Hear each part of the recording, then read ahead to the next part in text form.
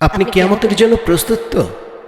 একবারও কি চিন্তা করেছেন এখনকার পৃথিবী আর এখন থেকে ২০-৩০ বছর আগের পৃথিবীর মধ্যে কত আকাশ পাতাল পার্থক্য? আল্লাহ নিজের সমস্ত মহব্বত দিয়ে ভীষণ সুন্দর একটি পৃথিবী সৃষ্টি করেছিলেন। সেই পৃথিবী ছিল আল্লাহর চোখে সবচেয়ে সুন্দর। কিন্তু আজ কোন পৃথিবীতে দাঁড়িয়ে আছি আমরা? পৃথিবী ক্রমেই তার ধ্বংসের দিকে এগিয়ে যাচ্ছে। হ্যাঁ, ঠিকই শুনেছেন, পৃথিবী ধ্বংস হতে চলেছে।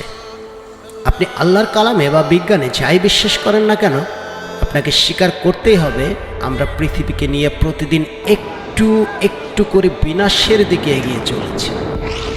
হ্যাঁ, কিয়ামতের দিকে এগিয়ে যাচ্ছি আমরা, যা রোধ করার ক্ষমতা এই পৃথিবীর মানুষের কারণে নেই। তাহলে এই চিরন্তন সত্যের মুখোমুখি দাঁড়ানোর জন্য আমরা প্রস্তুত তো? আজকে কিয়ামতের প্রতিটি আলামত আমাদের চোখের সামনে ফুটে উঠেছে। আল্লাহর পাক কিতাব কিতাবুল মুকাদ্দাসে মার্ক ১৩ অধ্যায় ১ থেকে ৮ আয়াতে উল্লেখ আছে, ঈসা বাইতুল মুকাদ্দাস থেকে যখন বের হয়ে যাচ্ছিলেন তখন তার একজন সাহাবী তাকে বললেন, হুজুর দেখুন কত বড় বড় পাথর আর কি সুন্দর সুন্দর দালান। ঈসা তাকে বললেন, তুমি তো এইসব বড় বড় দালান দেখছো, কিন্তু এর একটা পাথরও আর একটা পাথরের উপর থাকবে না, সমস্তই ভেঙে ফেলা হবে। পরে ঈসা যখন বাইতুল মুকাদ্দাসের উল্টা দিকে জৈতুন পাহাড়ের উপরে বসেছিলেন তখন পিতর, ইয়াকুব, ইউহান্না ও আন্দ্রিয় তাকে গোপনে জিজ্ঞেস করলেন, আপনি আমাদের বলুন কখন এসব হবে? কোন চিহ্ন দেখে আমরা বুঝতে পারবো এইসব পূর্ণ হওয়ার সময় এসেছে? ঈসা তাদের বললেন, দেখো কেউ যেন তোমাদের না ঠকায়। অনেকে আমার নাম নিয়ে এসে বলবে আমি সেই, এবং অনেককে ঠকাবে। তখন তোমরা যুদ্ধের আওয়াজ ও যুদ্ধের খবরাখবর শুনবে, তখন ভয় পেও না, এই সব হবেই, কিন্তু তখনও শেষ নয়। এক জাতি অন্য জাতির বিরুদ্ধে, এক রাজ্য অন্য রাজ্যের বিরুদ্ধে যুদ্ধ করবে। অনেক জায়গায় ভূমিকম্প ও দুর্ভিক্ষ হবে, কিন্তু এই সব কেবল যন্ত্রণার শুরু।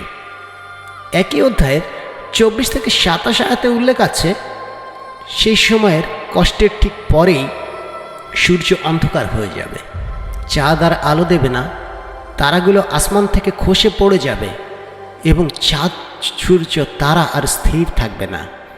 সেই সময় লোকেরা ইবনে আদমকে মহাশক্তি ও মহিমার সঙ্গে মেঘের মধ্যে দুনিয়াতে আসতে দেখবে। তিনি তার ফেরেশতাদের পাঠিয়ে দুনিয়ার এক সীমা থেকে অন্য সীমা পর্যন্ত চারিদিক থেকে আল্লাহর সব বাছাই করা বান্দা জামায়াত করবেন। তাকিয়ে দেখুন দুনিয়ার দিকে কি চলছে সারা দুনিয়া ব্যাপী। ঝড়, বন্যা, জলোচ্ছ্বাস, অতিবৃষ্টি, অতি খরা, যুদ্ধ, বিগ্রহ একের পর এক ধ্বংস করে দিচ্ছে এক এক জনপদের স্বাভাবিক জীবনযাত্রা। সারা পৃথিবী ছড়িয়ে পড়ছে যুদ্ধে। তাকিয়ে দেখুন বৃষ্টির জন্য হাহাকার করা মধ্যপ্রাচ্য আজ অতিবৃষ্টিতে তলীয় দুর্বিষহ জীবন কাটাচ্ছে। মৌসুমী বায়ুর অঞ্চলে বাংলাদেশ পুড়ে ছারখার হয়ে যাচ্ছে স্মরণকালের প্রচণ্ড তাপদাহে। তাপদাহ দিনকে দিন আরও বাড়ার পূর্বাভাস দিয়েছে আবহাওয়া অধিদপ্তর। মানুষ খুঁজছে সমাধান কি করে বাঁচবে বিরূপ পরিস্থিতি থেকে। উপায় কি? আসলে কি কোনো উপায় আছে পৃথিবীকে ধ্বংসের হাত থেকে রক্ষা করা? যদি সঠিক উত্তর খোঁজেন তাহলে উত্তর হলো না। সব কিছুর যেমন শুরু আছে তেমনি শেষও আছে। তাই আমাদের মেনে নিতেই হবে আমাদের এই সুন্দর পৃথিবী আজ হোক কাল হোক ধ্বংস হবেই, কিয়ামত হবেই। তাহলে আমরা কি করতে পারি? হ্যাঁ, আমাদের অবশ্যই কিছু করণীয় আছে, যাতে আমরা কিয়ামতের পূর্বের এই গজবসমূহ থেকে পরিত্রাণ পেতে পারি এবং কিয়ামতের পূর্বে যখন আল্লাহর প্রতিশ্রুতি অনুযায়ী ঈসা মসীহ আসবেন তখন তার আগমনের জন্য নিজেদের প্রস্তুত করে তার সঙ্গে আনন্দের সাথে শান্তিপূর্ণভাবে বেহেশতে যেতে পারি। আসুন দেখি আল্লাহর পাক কিতাব কিতাবুল মুকাদ্দাস এ বিষয়ে কি বলে। দ্বিতীয় খানদাননামা ৭ অধ্যায় ১৩ থেকে ১৫ আয়াতে আল্লাহ বলেছেন, যখন আমি আকাশ বন্ধ করে দেব আর বৃষ্টি পড়বে না, কিন্তু দেশ ধ্বংস করার জন্য পঙ্গপালকে হুকুম দেব, কিংবা আমার বান্দাদের মধ্যে মহামারী পাঠিয়ে দেব, তখন আমার লোকেরা যাদের আমার বান্দা বলে ডাকা হয় তারা যদি নম্র হয়ে মোনাজাত করে ও আমার রহমত চায় এবং খারাপ পথ থেকে ফেরে, তবে বেহেশত থেকে তা শুনে আমি তাদের গুনাহ মাফ করব এবং তাদের দেশের অবস্থা ফিরিয়ে দেব। এই জায়গায় যে মোনাজাত করা হবে তার প্রতি আমার চোখ ও কান খোলা থাকবে। আমিন।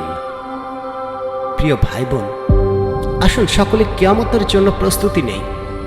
নিজের দেশ ও পৃথিবীর সুস্থতার জন্য, নিজেদের নাজাতের জন্য আল্লাহর কাছে মোনাজাত করি, নিজেদের খারাপ পথ থেকে ফিরি, আল্লাহর রহমত চাই এবং কিয়ামতের সুনিশ্চিত আলামত ঈসা মসিহের আগমনের জন্য নিজেদের প্রস্তুত করি।